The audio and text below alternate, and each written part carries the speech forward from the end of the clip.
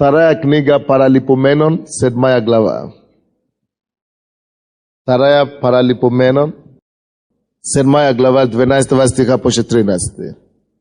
12 по 13 стихи. 12 стиха по 14. И явился Господь Соломону ночью и сказал ему: я услышал молитву твою и избрал себе место это в дом жертвоприношения. Еще раз. И явился Господь Соломону ночью и сказал ему: я услышал молитву твою и избрал себе место это в дом жертвоприношения. Братья и сестры, какое место, о каком месте Бог здесь говорит, что Он избрал себе? Храм, церковь. Соломон построил только что храм для Господа, и Бог ему говорил, и он молился. В 9 стихе он собрал весь народ, в 9 стихе, и в день 8 сделали попразднество, ибо освящение жертвенника совершали 7 дней и праздник 7 дней. На английском мне нравится, как там написано, они сделали плащный праздник. Такое интересное выражение. Плащный праздник. Сплащи. Они плакали. Плащебный, да. Плащебный праздник. Как это может быть плащебный праздник? Это потому что они рыдали перед Богом. Они молились перед Богом. Они взывали к Богу от всего сердца, чтобы Богу слышали. Они молились, они плакали, они разделяли свои одежды и просили: Боже, посети этот храм. Пускай этот храм будет место, где ты будешь являть свою славу своему народу. Братья и сестры, слишком много также сегодня храмов, где Бога уже нет. Слишком много, братья и сестры, церквей, откуда Бог уже давно ушел. Бог уже давно покинул некоторые здания, которые мы называем с вами церковь сегодня. Есть некоторые места, где люди собираются, где Бога уже нету там. Бог не исцеляет больше. Бог никого больше не спасает. Бог больше никого не может освободить от наркомании, от курения, от пьянства и так далее. Потому что Бог ушел отсюда. Братья и сестры, у меня есть вопрос к вам сегодня. Неужели Бог вообще уже не способен ни к чему? Неужели Бог уже мертв? Неужели нету живого Бога на свете, который может убрать депрессию? Неужели нету Бога на свете, который может освободить от рака? Неужели нету Бога на свете, который может освободить от коляски? Неужели Бог, который явил свою славу в Библии, Бог, который явил свою славу в Ветхом Завете, неужели Он перестал существовать? Неужели нету искреннего Бога? Если экстрасенсы могут снять головные боли, где же Бог? Если бабки могут делать какие-то чудеса, какие-то фокусы, где же живой Бог? Братья и сестры, Библия говорит: ищущим Его находят Его. И поэтому мы собираемся, чтобы искать настоящего Бога, потому как это написано в Библии.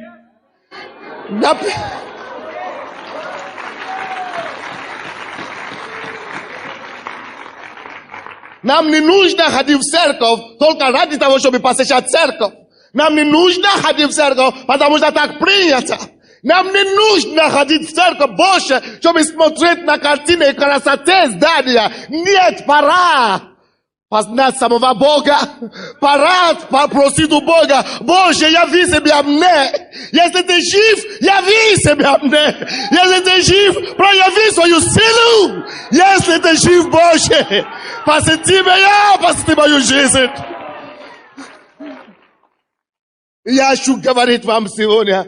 Я смеливаюсь сказать вам, что я живой Бог на свете. Я смеливаюсь сказать вам, что Бог, о котором Библия говорит, Он все еще сильный Бог. Он все еще могущественный Бог. Его сила не уменьшалась, Его благодать не прекратилась. Его спасающая рука, она не укротилась. Есть Бог, который спасает.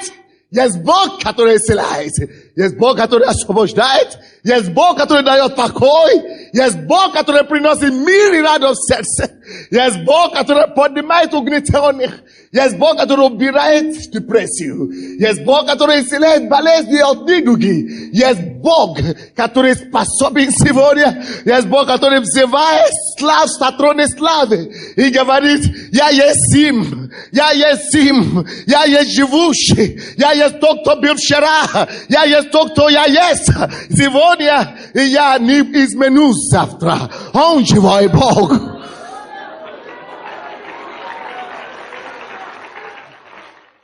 Поэтому, когда мы приходим в церковь, братья, время играться в церковь прекратилось. Когда ты приходишь в церковь, когда ты еще дома находишься, молись Богу: Господь, я хочу Тебя познать поближе сегодня. Посети нас сегодня. Яви себя мне сегодня. Покажи мне что-то новое. Скажи мне что-то свежее с неба. Господь, ободри меня сегодня. Господь, наседай меня сегодня. Господь, делай себя реальным. Более реальным для меня сегодня. Яви Твое чудо, чтобы я видел сегодня. Боже, яви себя. Я хочу приблизиться к Тебе сегодня. Братья и сестры, тебе не надо приходить сюда только чтобы смотреть на группу прославления, только чтобы играть, чтобы только, хлопать и так далее. Иди сюда, чтобы искать Его лицо. Только Его лицо способно исцелять. Только Он способен поднимать. Только Он, не я, никто-нибудь другой. Есть живой Бог. Большинство людей вокруг нас не знают, что есть Бог. Большинство людей знают, что может быть какой-то Бог, где-то абстракция. Алло, дорогой, Бог тебя привез сюда, чтобы Бог стал для тебя не абстракцией, а личностью. Он хочет стать другом для тебя.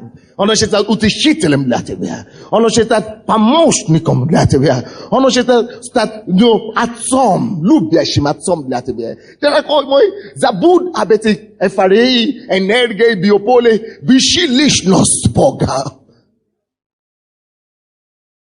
Да, Он есть дух. Мы его не можем видеть физически, но Он есть личность. Потому что мы с вами тоже есть дух внутри. Я есть не то, что вы видите, я есть то, кто говорит. А то, что вы видите, это дом, где я живу.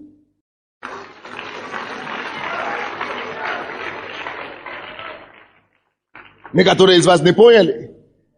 Я говорю, я есть не то, кого вы видите. Я есть тот, кто говорит. А то, кого вы видите, это не я, меня вы видите, это дом, где я живу. И вы тоже. Вы есть тот, который внутри. Поэтому восстань в духовном человеке, твоей духовной личности, и начни побуждать этого духа внутри тебя стать.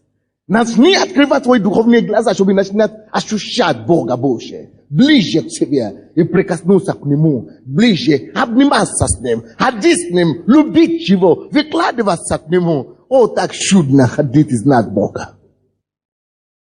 И Соломон очень хотел, чтобы люди знали Бога в его время. И он построил храм. И он позвал всех народ. Весь его народ. Представляете себе, всю страну позвал. Около 2 миллионов людей. И говорит, давайте все мы будем встать на наши колени. Будем молиться Богу. Будем взывать Богу. Будем плакать перед Богом. Будем взывать, чтобы он явил себе. И вы послушайте себе, что, представьте себе, что случилось. После этой молитвы все пошли отдохнуть, они пошли спать. И в 12 стихе написано: и явился Господь Соломону ночью. Алло, ищущих Его находят Его. Пора тебе начинать искать не просто знамение Божье. Пора тебе начинать искать не просто идеалов, какие-то медитации или что-то другое, религию. Пора тебе начинать искать его. Приблизьте ко мне, он сказал, и я приближу к вам. Соломон делал шаг, чтобы приблизиться к Богу. Он взывался к Богу посте. Он взывался к Богу в молитве. Он взывался к Господу в смирении. И написано, и явился Господь Соломону ночью. Кто бы хотел, чтобы Бог явился ему? Но я вам скажу, большинство из вас Бог не проявится физически. Вообще никому из вас не проявится физически. Немногим из вас проявится через сон или через видение. Но основной способ, как Бог явит себя людям, это в душе, это в сердце, это в духе, внутреннем человеке. Чтобы ты мог духовным зрением видеть его. Чтобы ты мог духовным ощущением ощущать его близость. Чтобы ты мог духовными руками дотрогаться до него. Вы понимаете, что я имею в виду сейчас? Братья и сестры, однажды я читал в одной книге, и с тех пор я начал искать Бога ближе в Слове. Сосредоточиться, прикасаться к Нему и молиться Ему, что можно ощущать Бога, Его реальность и близость настолько ярко, и реально, как вы меня ощущаете его сейчас. И видите, насколько ярко можно физически, можно развивать своего духа, духовного человека до такой степени, чтобы так ясно общаться с Богом. От чего это зависит? От того, чтобы развивать своего внутреннего человека. Чтобы иметь жажда большая внутри. Чтобы наполнить свой дух Словом Божьим. Чтобы молиться Божьим. Чтобы просто искать его. Чтобы жаждать Бога. Если можно так близко общаться с Богом, и всем можно так, почему ты вообще так далек? Ты не имеешь права быть так далеко от Бога. Не имеешь права. Мы все имеем доступ к Нему. Мы все можем искать Его лицо. И потому что Соломон искал Его, написано, он явился Соломону и сказал ему, я услышал молитву твою и избрал себе место это в дом жертвоприношения. Братья и сестры, это место есть место, которое Бог избрал себе. Скажи соседу, что эту церковь, это место есть место, которое Бог избрал себе. Скажи соседу так. Аминь. 13 стих. И Бог говорит, если я заключу небо, и не будет дождя, и если повелю саранче поедать землю, или пошлю моровую язву на народ мой, и смирится народ мой, который именуется именем моим, и будет молиться, и взыщут лица моего, и обратятся от худых путей своих, то я услышу с неба и прощу грехи их, и исцелю землю их. О чем Бог здесь говорит? Во-первых, Он говорит, это место я избрал себе. Это есть церковь, где я буду жить. И говорит, вы будете приходить в церковь служить мне. Вы будете приходить в церковь поклоняться. И если я заключу небо, это значит, если будет проблема, неприятность. Братья и сестры, слушайте сюда. У каждого из нас, вы слушайте меня внимательно, у каждого из нас бывают такие моменты, когда тебе кажется, что небо запрето, небо закрыто, что Господь заключил небо, что все, не получается ничего, все плохо. Бог говорит, такое время, если Бог заключит небо, или дьявол заключит что-то для твоей жизни, благословение, прекратит, или, помешает благословение твоей жизни, слушайте, ты не расстройся. Не расстраивайся. Ты не переживай, не роптай, не ропщи, ничего. Поэтому тебе надо было и служить Богу до того. Поэтому есть храм. Поэтому есть церковь, которая будет служить как твоей крышей, твоя защита. Чтобы не случилось в миру, чтобы не творилось вокруг тебя, если ты находишься в этом храме, если ты член церкви, если ты пребываешь в Доме Божьем. Ты строишь себе ограды, ты строишь себе защиту, ты строишь себе крышу во время, ко времени дождя, чтобы ты мог быть место безопасности. Вот почему мы ходим. Некоторые говорят, зачем мне ходить в церковь, я все хорошо. Глупость. Глупость. Ты хочешь дождаться, пока все будет плохо, чтобы побежать в церковь. Тогда хуже станет. Лучше поздно, чем никогда, конечно. Но еще лучше вообще избежать неприятностей. Вы слушаете? Неприятности будут в жизни каждого человека. Но если мы с вами уже будем ходить, вооружать себя, вооружать себя и подготовить себя, укрепить себя до неприятностей, то когда неприятность уже приходит, то мы просто отвергаем, мы просто сопротивляем, мы просто стоим и мы разрушаем всякие твердыни зла. Потому что мы уже укреплены до неприятностей. Вы слушаете? И здесь Библия говорит, если случится такое, что заключится небо, и не будет дождя, то есть не будет благословения в твоей жизни вдруг. В твоей жизни вдруг не будет радости, или вдруг нету мира, нету покоя, и вдруг нету взаимопонимания в семье, или вдруг нет того, нет другого, небо закрыто. Неужели нужно бросаться все и начинать плакать, все плохо? Нет, есть Бог на небе.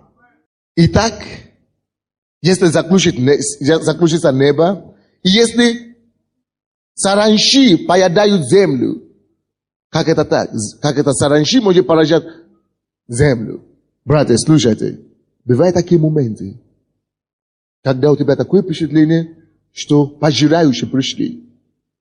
Все то, что у тебя было раньше, вдруг начинает исчезать. У тебя были деньги, по одному пропадают. То туда, то туда, то туда. У тебя были друзья, они начинают покидать тебя по одному. Или предать тебя по одному. Кто-то тебя продал, кто-то тебя купил и так далее. Потому что саранчи пришли. Духовные саранчи. Что тебе делать в такое время? Когда духовные саранчи приходят и пожирают все то, что у тебя было. Есть ответ. Есть Бог на небе. И есть храм в городе. Если заключится небо, перестает поступать благословение, что мне делать? Есть храм. Я избрал себе это место. Если саранчи придут и начнут пожирать все мои благословения, куда мне обращаться? Я избрал себе место это. Еще. Или моровую язву на народ мой. Если придет болезнь на народ Божий. Если болезнь придет на тебя, язва, камни, не дай Бог рак, не дай Бог. Куда мне обращаться? Врачи говорят, что ничего не поделают, что ничего не могут делать. Я избрал себе место сии. Неужели место само по себе исцеляет? Неужели дом само по себе исцеляет? Неужели храм само по себе исцеляет? Неужели церковь сама по себе исцеляет людей? Нет. Неужели церковь посылает благословение и процветание людям автоматически? Нет. Неужели церковь автоматически просто само по себе открывает небо для благословения? Нет. Храм, церковь существует для некоторых вещей. Чтобы убрать проклятие и чтобы благословение пришло. Поэтому и существует 14 стих. Да, вы построили храм, хорошо. Вы построили храм, слава Богу. Мы ходим в церковь, слава Богу. Братья, слушайте сюда. To jest was znajdzie? To 5 lat temu nazad, это здание здесь стояло. To w kursie? To при коммунизме, это здание здесь стояло. И то в курсе, что здесь люди не всегда получали исцеление и освобождение. То в курсе, что несмотря на то, что это здание здесь стояло вчера, люди не приходили, не приближали сюда вчера, а сюда. Потому что храм сам по себе никому не поможет. Слушайте, кто поможет тебе, чтобы небо открылось, чтобы убрать саранчи и чтобы язву удалить. Кто тебе поможет? Послушай. 13 стих. И смирится народ мой. Кто-то сказал Бог, нет. Тебе поможет сам себе. Только ты поможешь себе. Народ Божий должен прийти в храм. Народ Божий должен прийти в дом Божий, чтобы искать лица Бога. Но когда мы приходим к Богу, есть некоторые вещи, которые сказали, нужно делать. И смирится народ мой. Братья и сестры, вот почему с этого дня нашей церкви на первом месте будет, обычно в церкви у нас на первом месте стоит, слово. Все ждут проповедь. Теперь все мы будем ждать момента смирения и покорения воли Божьей. Приду в этот храм, дом этот, и народ мой смирится себе. Это будет на первом месте сейчас. Поклонение для того и создано. Прославление для того и создано. Чтобы помочь народу Божьему смиряться. Потому что смиренному Бог дает благодать. А гордому Бог противится. Не дай Бог, чтобы мы знали, что такое сопротивление Божье. Не дай Бог. Не дай Бог. Чтобы мы знали, что такое сопротивление Божье. Поэтому, братья и сестры, спешите в церковь прежде всего, чтобы склонить свои колени перед Богом. Чтобы склонить свое сердце перед Богом. Чтобы завязаться к Нему в плаче, в слезах и в рыдании. Чтобы смирить себя перед Ним и говорить, Господи, я никто. Ты есть все во всем, ты есть благость, ты есть слава, ты есть возвещенный, ты есть царь, Господь, а я, Господь, всего лишь твой раб. Я прошу тебя, я никто, подними меня, исцели меня, освободи меня, почти твое благословение. Смири себя. И народ мой, в том храме, который он избрал себе, прежде всего, первое дело, что народ его должен делать, это смириться. Давайте поднимем наши руки Богу. Скажем, Боже, Господь, я прошу Тебя, искренне от всего сердца, умоляю Тебя, научи меня смиряться. Научи меня смирение. Научи меня смирение. Научи меня, что это такое. От всего сердца. Не внешнее смирение, но внутреннее смирение. Сокрушенный дух. Научи меня сокрушаться перед всемогущим Богом, чтобы я мог получить Твою благость. Я благодарю Тебя, что Ты это сделаешь. Во имя Иисуса Христа. Аминь. Я молюсь, чтобы Бог действительно научил нас. Неважно, я в церкви или меня нету, прославление и так далее. Это должно быть то, что учит нас на первом месте смиряться перед Богом. Господь, я не мощь, но Ты сильный. Я слабый, но Ты могущественный. Я бедный, но Ты богат. Господь, я расслабленный, но Ты, Господь, укрепляющий. Господь, я не могу, но Ты все могущий. Да мы смираемся перед Богом. Он милует нас. Мы дотрагиваемся к Его сердцу. Гордость предшествует падению. Падение. То гордый, то падет в конце концов. Братья и сестры, я хочу вам сказать, пришло мое сердце сейчас, что ночная молитва завтра будет что-то.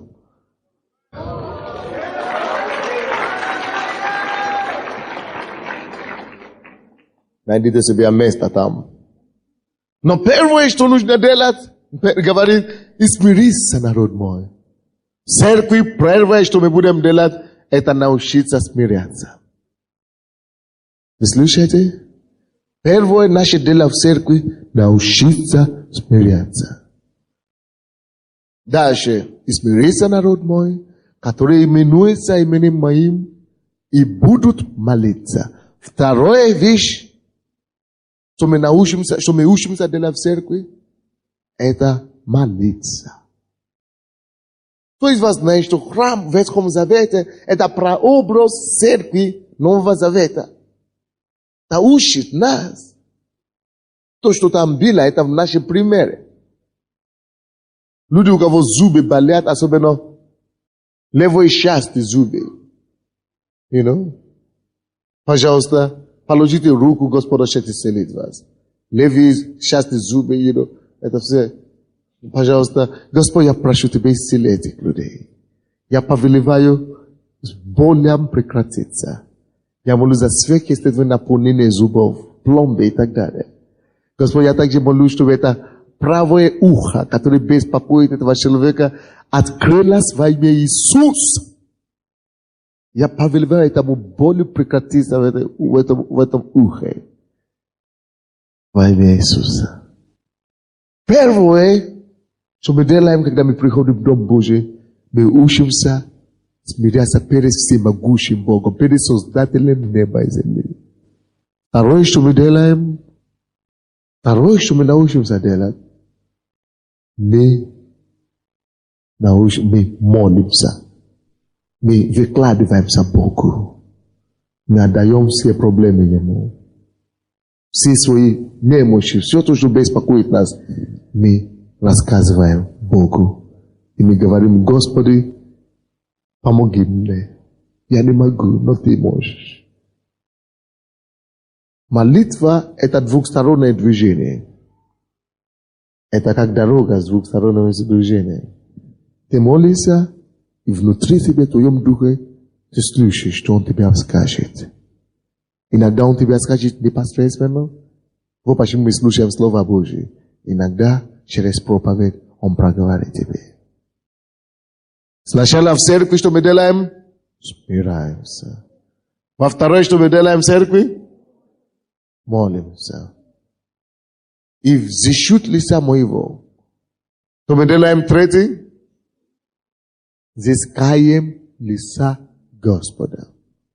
Взыскаем лица Господа. Вот почему мы сейчас склоняем наши колени перед Богом.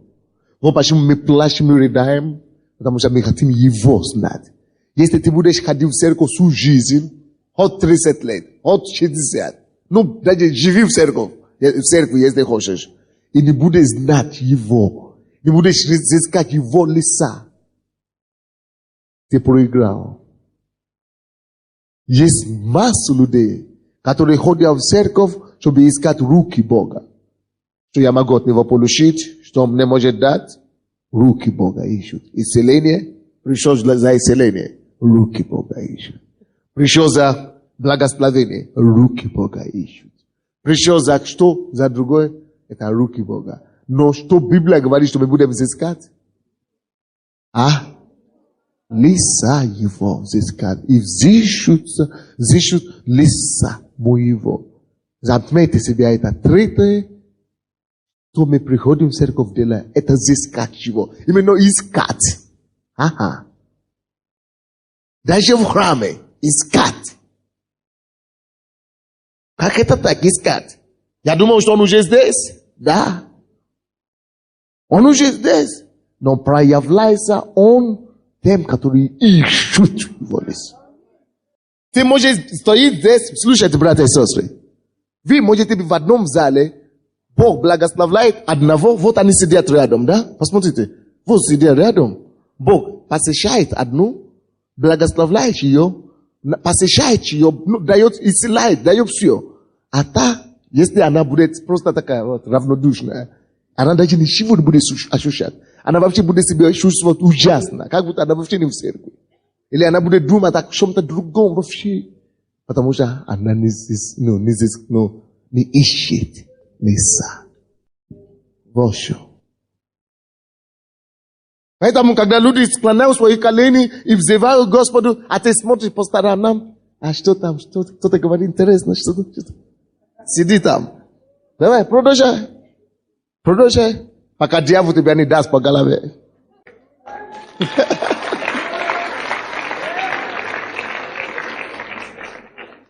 Поэтому, мы приходим к Богу, почему мы серьезные люди? Не до мелочи, не до суеты, не до ерунды. Я хочу его знать и раскрыть себя мне, его в себе. Изыскать лица моего. Где изыскать? На улице, где-то другой. Да, но даже и в храме нужно изыскать. Представляете себе это? Даже в храме еще изыскать. Ого. Тем более в наших комнатах. Тем более в наших домах. Как еще нам нужно изыскать? Сосредоточиться. И говорит, Господь, я нуждаюсь в Тебе. Я нуждаюсь в Тебе, Боже. Но я вижу Тебе, мне проговори мне сегодня. Я буду читать Твое Слово. Раскрой Твое Слово мне. Оживотвори Слово. Пока Ты мне не дашь Слово из Библии, я не положу эту Библию сегодня. Проговори мне. Пока Ты мне не дашь покой, мир в Твоем сердце, я не перестану молиться. В каждом районе уже начали взыскать лица Божие, координаторы или нет? В каждом районе, каждый день. Пожалуйста, начните, чтобы на следующей неделе уже было так, чтобы мы уже все, мы ждем пробуждения Божьего посещения. Когда толпы народа будут, не то, что мы будем звать их, идите в церковь и так далее. Они сами будут держаться за нами. Приводите нам свою церковь, приводите нам церковь. Спешите приглашать ваших друзей, пока не поздно. А то им не будет где съесть потом. Потому что Бог готовит нам пробуждение. Если у тебя есть друзья или родственники, скажи, умоляй им, чтобы они пришли пока. Со слезами умоляй их, чтобы они пришли к Богу поскорее. Чтобы они потом не стали последними. Потому что Бог начнет творить такие дела. Ой-ой-ой-ой. Спешите к Богу сейчас. Спешите расти в Боге. Спешите подниматься в Божьей благодати. Аллилуйя. Так, первое, что мы делаем, когда мы приходим в церковь, мы приходим, чтобы что? Смиряться перед Ним. Я никто, но Ты все. Я возвеличиваю Тебя. Я поклоняюсь. Второе, что мы делаем, мы приходим, чтобы молиться, рассказать Ему тяжести нашей души, перекладываться на Него и слышать Его. Третье, что мы делаем?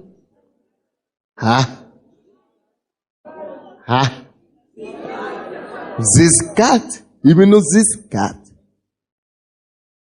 Взыскать лица Его. Потому что взыскать, это значит искать, пока не найдешь. Если вы русские, вы не знаете, что такое взыскать, я вам даю определение по-моему. Взыскать отличается от искать. Искать, ты можешь искать или найти. Но когда взыскать, это значит искать, пока не найдешь.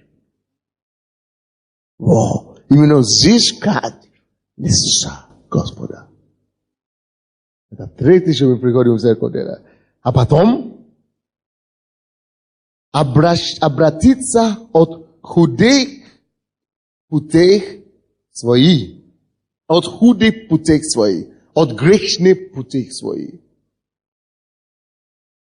Обращаться от худых путей своих. Когда мы приходим в церковь тоже, мы каемся в своих грехах. Вы видите, не написано просто каяться в своих грехах. Я от худых путей своих. Написано обращаться от худых путей своих. Допустим, я обманывал раньше. Если я обманывал людей раньше, когда я прихожу в церковь, я каюсь в этом. Господи, ну прости. И ты говоришь, зачем каяться? Я буду всегда каяться, каждый месяц. Ты думаешь, Бог дурак? Нет, дорогой.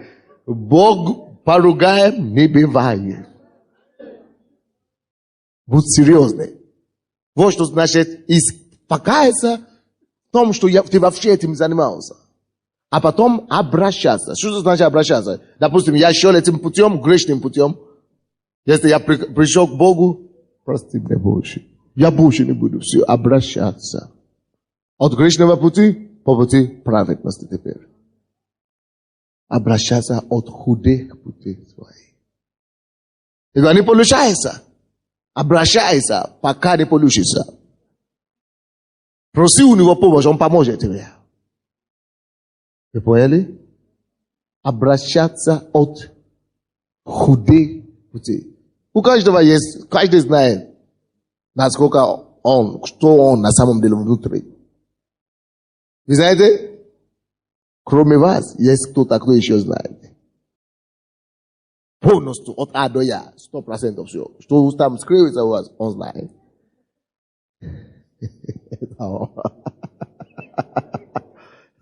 Он знает. Так что тебе бесполезно скрываться от него, абсолютно. Бесполезно вообще. Не стоит. Так что, по-товарищески, лучше просто все ему рассказать. Говорю, Господь, ты знаешь сам, насколько я слаб. Помоги, слаб, Вот, что такое значит быть искренним. Когда он знает, что ты искренний, написано, праведник 7 раз падает и встает. Даже если ты падаешь, он будет тебя поднимать, вставать. Видите, самое главное, не то, что ты падаешь. Самое главное, это суметь подняться после того, как ты упал. Есть многие люди, которые упали и не могли подняться. И они не стали никем. Но есть люди, которые попадали несколько раз. Но потому что они сумели стать, они стали героями потом. Так что просто будь откровенным с Богом. Рассказывай ему свои слабости, свои немощи. И скажи ему, Господь, я тебе даю решение, что я не буду оставаться лежащим. Даже если я упаду, я все равно встану и пойду дальше. Ты можешь вот так пойти и стать чемпионом. Аминь. Так что четвертое, обращаться от худых путей своих. От греховных путей своих. То услышу, остальное уже Божьи дела. Если мы это будем делать, слушай. Если ты будешь это делать каждый раз, когда ты приходишь в церковь, смирися. Не только смиряет Боже. Господь, я смиряю, словесно. Бог-то смотрит на сердце. На сердце. Если мы будем смиряться, на самом деле, и будем молиться, каждый раз, когда мы приходим в церковь, и будем именно взыскать его лицо, и будем, что? Обращаться от своих худых путей, греховных путей, Бог дает слово. Бог говорит, услышу их с неба. Это значит, никакая сила теперь не удержит Бога от того, чтобы тебя слышать. Бог обязует себя услышать тебя с неба. Он говорит, услышу их с неба, прощу грехи их. Второй. Братья, если ты будешь обращаться к Богу, каяться в своих грехах, искренне от сердца, ты имеешь, если это искренне от сердца, ищешь его лицо. Извините, Дух Святой меня прибивает сейчас. Женщины, которые предстают операцию по-женски, фимбриомы, и любят другие женские болезни, положите руку на себя, будьте любезны. Господь, во имя Иисуса, прошу Тебя. Мы слышали Твое Слово сегодня. Мы ищем Твое лицо. Мы смираемся перед Тобой. Мы молимся Тебе. Мы обращаем обращаемся от худей грехов не путек наши. Сколько женщин сегодня ищут тебя и обращаются от худей путей свои, я прошу, исцели их, подними их и дай им твое утешение и исцеление. Дай им знать, что ты Бог, отвечающий на молитву. Господь сказал, я услышу их с неба, прощу грехи их и исцелю их. Есть исцеление для тебя, если ты будешь искать и смиряться. Есть ответ на молитву для тебя. Ты будешь искать и молиться. И Господь обещает простить также. Давайте станем на колени. Аминь. Давайте станем на ноги. Пожалуйста, братья и сестры, прославление, пройдите сюда. Скажи Богу, подними свои руки к нему и говори, Господи, я ищу твое лицо. Или если вы хотите, вы можете на колени, кому как, можно сидя, можно на колени стать, можно на ноги стать. Просто скажи ему, смирись перед ним, скажи, Господи, я ищу твое лицо. Боже, я ищу твое лицо, я ищу тебя знать. Помоги мне, Господи, взыскать твое лицо и тебя знать. Скажи ему, Господи, я смиряюсь перед тобой.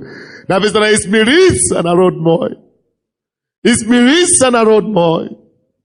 Скажи ему, Господи, я смиряю себя перед тобой. Я смиряюсь тебя, Господь. Я смиряюсь перед тобой. Я взываю твое лицо. И смирится народ мой. И будут молиться, написано. Молись Богу. Скажи, Господь, я смиряю себя. Не просто внешне, не просто словесно. Я смиряюсь. Во имя Иисуса Христа. Аминь.